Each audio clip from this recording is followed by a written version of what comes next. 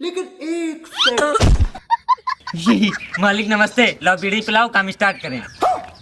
रुको जरा।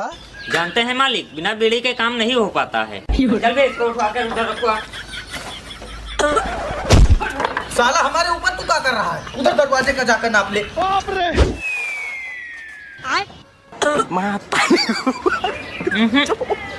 एक इंच से रह गए, वरना 56 इंच का निकल आता। कुछ खाया पिया करो।